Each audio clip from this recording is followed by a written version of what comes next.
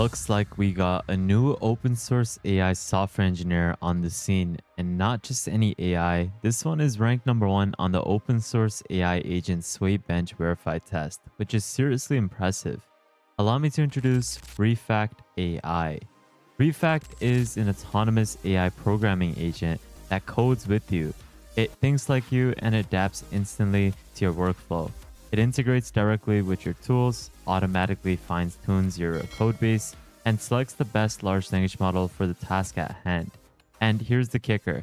It's completely free and fully self-hosted. Refact AI is something that will be capable of planning, executing, and deploying in all of these different environments. And it's something that could be integrated within your IDE. It works like another developer within your IDE, and it's capable of integrating with your codebase and stack while letting you preview and control the process. It also has a very similar chat interface like Cline as well as root code. It can also have context awareness of your codebase, and it is able to code in real time with you. But more importantly, the reason why I made this video is because Refact is now the number 1 open source AI agent on the Swaybench Verified test. In this case, it is something that autonomously resolved 352 out of 500 tasks, scoring an outstanding 70.4% on the Swaybench Verified. Now, for those who do not know what Swaybench is, it's a redefined test that focuses on testing different agents on solving real-world software engineering tasks. And in this case, this achievement makes it one of the most capable AI programming agents available today. Now, to get started, you can easily install this with JetBrains IDEs or with VS Code. Now, obviously, this is going to work with other IDEs like Cursor or Windsurf, but in this case, I'm going to be using VS Code to install this. So I'm going to simply go ahead and install the extension. This is by going over to the Visual Studio Marketplace and simply clicking on install. Make sure you also have VS Code installed beforehand and open it up within the VS Code IDE. In this case, we're going to go and click on install once it opens up the store, and you can trust the publisher at your own discretion. And once it finishes installing, on the left hand panel, you will be able to notice it once it finishes installing. And there we go. We now have Refact AI fully installed. Now all we got to do is simply log in with our Google account or with GitHub, or by simply signing up with your own email account, which is completely free to do so. And there we go. We now have Refact now working within our IDE. Now, what you can do first is start off by creating a new chat. This is where you can manage all of these different settings, which we'll take a look at in a second. This is the main chat interface where you can start typing in natural language, where you can send in these prompts to generate almost anything with all of these selected models. You have GPT-4o all the way to Claude 4, as well as Gemini 2.5 Pro.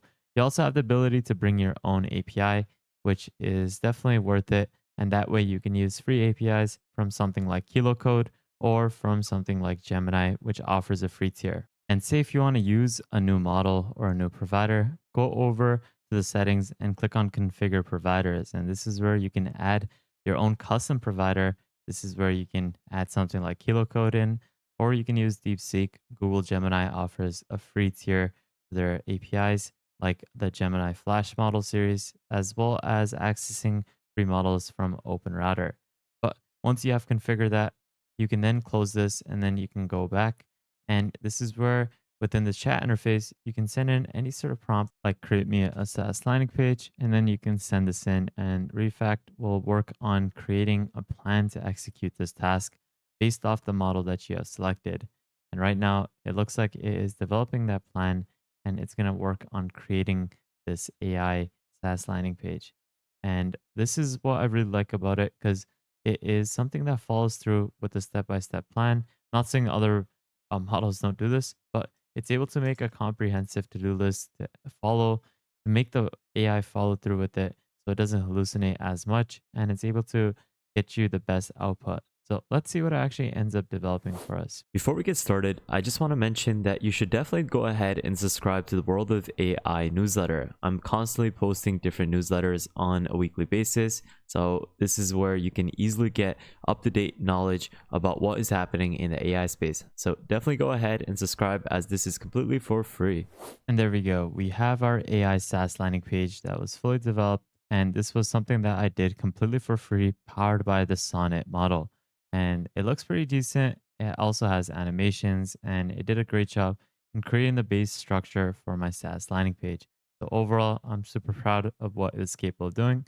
So now let's go back and showcase all the other features a part of Refact. Now, what you can also do is that if you click on the settings tab and if you go over to set up agent integrations, you have the ability to add new integrations from GitHub so that it could manage pull requests. You have GitLab as well as different databases like MySQL as well as Postgres. You can even control your Chrome browser with Refact, command line tools, as well as different MCPs. And this is going to give you a lot of flexibility to power your AI agent to execute anything. And say if you need help to install the integrations, you can just deploy the Refact agent itself to help you with this case because I'm asking it to help me install Chrome for testing using NPM, and it's going to set the correct path for me, and it's going to be able to then get executable within Refact's chat panel. And guys, every time it makes a change, you can have it so that you can take a look at the diff and to see like where it has changed any of these components. And then you can replace the section as well if needed. So by simply clicking replace the section, it'll implement the new changes it has made. You also have these files rollbacks, which means that you have the ability to go back to a certain checkpoint if you had messed up or if the AI had messed up in terms of the generation. So you can go back to a previous version to roll back to the correct generation. And after configuring, it looks like it has now started up Google and it has searched up World of AI after I have configured the agent configurations for Chrome.